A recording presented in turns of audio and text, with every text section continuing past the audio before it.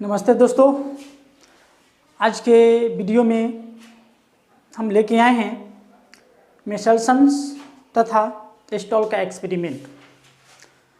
इसके पहले हम लोग डीएनए के रिप्लिकेशन के बारे में हम लोग चर्चा कर चुके थे, पढ़ चुके थे कि ये रिप्लिकेशन जो है ये कैसे होता है, नहीं होता है,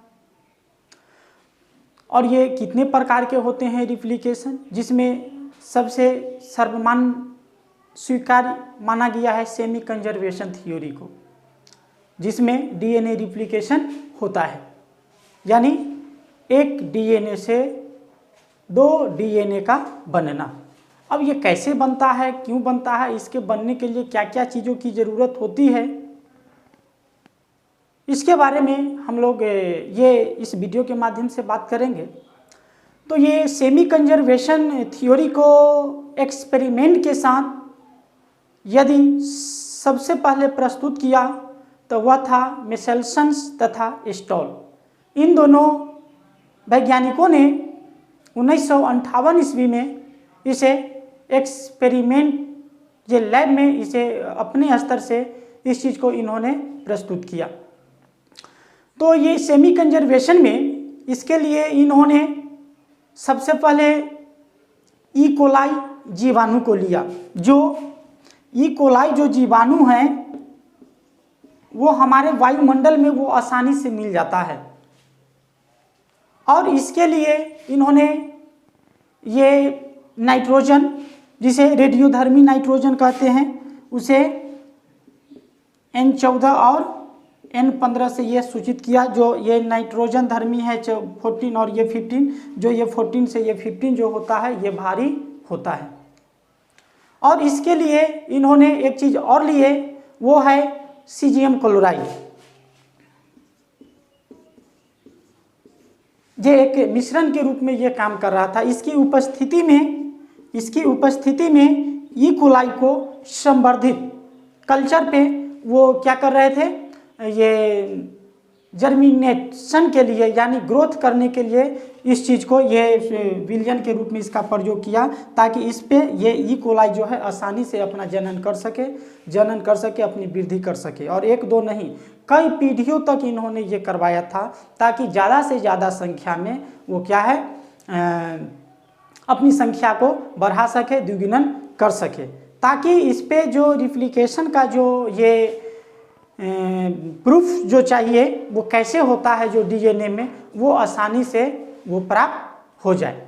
अब बात आता है कि ये रिप्लिकेशन के लिए ये सीजियम क्लोराइड को ही उन्होंने क्यों लिए। तो ये इसलिए लिए क्योंकि इसका जो घनत्व है, जो डेंसिटी है 1.7, वो ई कोलाई बैक्टीरिया का भी वही है 1.7 ये डेंसिटी डीएनए का घनत्व का। इसीलिए ये सीजियम क्लोराइड को इन्होंने सेलेक्ट किया। अब इसको क्या करते हैं, मेसल्सन्स और स्टॉल ने सबसे पहले क्या किए कि ई कोलाई जो बैक्टीरिया है उसको नाइट्रोजन के भारी आइसोटोप, जो भारी जो है ये आइसोटोप को माध्यम पर क्या करते हैं, कई पीढ़ियों तक ग्रो कराया, जिसमें उसकी संख्या वो फिक्स नहीं थी, एक दो नहीं बल्कि हजार लाखों में था। और एक माध्यम जो है, एक जिसे अंग्रेजी में कल्चर कहते हैं, ये एक लैब का एक कहा जाए तो वो बर्तन है, जिस पे उन्होंने वो क्या करते थे, माध्यम पर वो उगाए थे।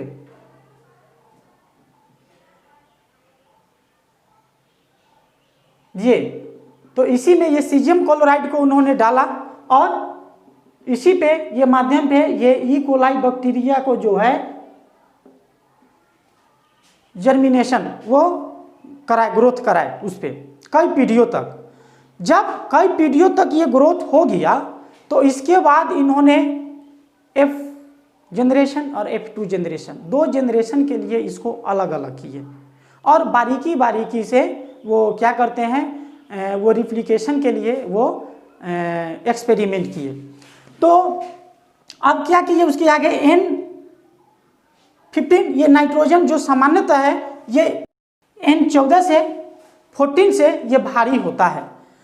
तो इस नाइट्रोजन के भारी जो आइसोटोप है, यानी ये N15 के ये आइसोटोप है, उस पर बैक्टीरिया के डीएनए को सीजियम क्लोराइड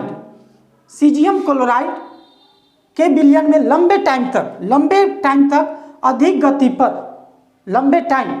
गति पर क्या करते हैं, सेंट्रीफ्यूजन यानी अपकेंद्रित किया जाता है।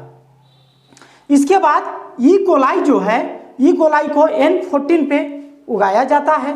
तब F1 से प्राप्त डीएनए अणु का घनत्व संकरित था या माध्यमिक था। यानी संकरित और माध्यमिक कहने का मतलब कि ये N15 है और ये N14 है।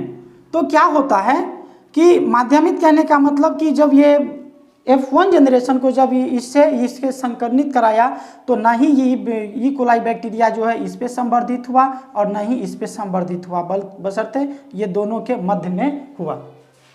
अब हम ये डायग्राम में हम देख रहे हैं कि ये पेरेंट डीएनए मॉलिक्यूल्स है जो हैवी डीएनए है यानी भारी डीएनए है। ये इधर भी रेडियोधर्मी ये नाइट्रोजन 15 है और ये इधर भी है।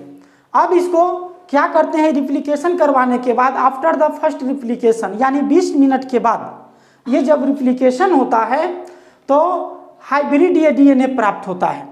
ये जो देख रहे हैं ये कलर से, रेड कलर से इसको इंगित कर दिए हैं, कलर कर दिए हैं। तो ये जो है हाइब्रिड डीएनए है। मतलब ये जो है सफ़ेद वाले वो तो पेरेंट्स ही हैं दोनों साइड में, और ये पेरेंट्स है, और ये जो है ये हाइब्रिड है। हाइब्रिड डीएनए जो नाइट्रोजन 15 और ये 15 और ये 14 है। इधर 14 से 15 और इधर 15 से 14 है। अब ये 20 मिनट के बाद ये क्या होता है, इस रूप में ये प्राप्त होता है। फिर इसके बाद जब इसको और आगे जब बढ़ाते हैं तो ये इसका रूप जो होता है 40 मिनट के बाद वो कुछ दूसरा कंडीशन में होता है जो अभी हम देखेंगे। अब हम लोग ये after the first replication 20 minute बाद जो हुआ वो हमने देखा। अब इसके बाद क्या करना है कि ये आफ्टर द सेकेंड रिप्लिकेशन जो 40 मिनट बाद हो रहा है, अब ये चीज़ को हम लोग को देखना है। तो इसका जो रिप्लिकेशन जो हो रहा है ये इसका हाइब्रिड डीएनए का, तो ये रिप्लिकेशन होने के बाद क्या होता है कि हाइब्रिड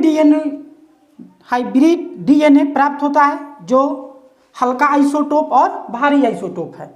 उसके बाद इसमें जो 4 संभावित जो रिप्लिकेशन के बाद जो प्राप्त हुआ डीएनए, उसमें एक तो ये हाइब्रिड है और ये पूर्ण रूप से ये लाइट डीएनए है जो हल्का नाइट्रोजन आइसोटोप का है, और इसमें फिर हाइब्रिड जो है ये क्या है, ये प्राप्त हुआ जिसका आइसोटोप जो है नाइट्रोजन का हल्का और भारी है। तो इसमें क्या है कि 2 सेल, यहाँ पे 2 सेल डिवीजन के बाद जो प्राप्त डीएनए जो प्राप्त हुआ, जो सेल डिवीजन के बाद जिस डीएनए अणु का जो प्राप्त हुआ अणु, वो 2 प्रकार के थे। एक तो ये है कि कुछ डीएनए अणु मध्यवर्ती घनत्व वाले थे, जैसा ये है और ये, इसको हम देख रहे हैं, और इसको, और 2 जो था हल्का, कुछ डीएनए अणु एकदम हल्का था। एक मिनट इसको समझिएगा, ये जो हल्का जो था तो ये प्राप्त हो रहा है, और भारी ये जो हो रहा है ये लाइटेड है। और हल्का तथा मध्यवर्ती प्रकार के जो डीएनए का अणु जो है उसका परिणाम 1:1 था। तो इस तरह से मेसेल्सन्स और ये स्टॉल का जो रिप्लिकेशन जो था सेमी कंजर्वेशन का, उसका रिप्लिकेशन में इस तरह के डीएनए अणु प्राप्त होता है, क्योंकि जब उन्होंने ई कोलाई बैक्टीरिया को जब लिया और सीजियम क्लोराइड को लिया तो उसका डेंसिटी जो था, घनत्व जो था वो समान था। तो इस तरह से सेमी कंजर्वेशन का जो थ्योरी मेसेल्सन्स और स्टॉल ने जो दिया सबसे पहले 1958 में, वो सर्वमान्य है। उसके बाद आते हैं टेलर। टेलर ने भी ये सेमी कंजर्वेशन के बारे में, रिप्लिकेशन की विधि के बारे में जो बताए हैं, उसके बारे में अब हम लोग अगले वीडियो में चर्चा करेंगे। तब तक के लिए इतना ही। यदि ये वीडियो आपको अच्छा लगा तो इस वीडियो को लाइक, सब्सक्राइब और शेयर ज़रूर करिएगा। धन्यवाद।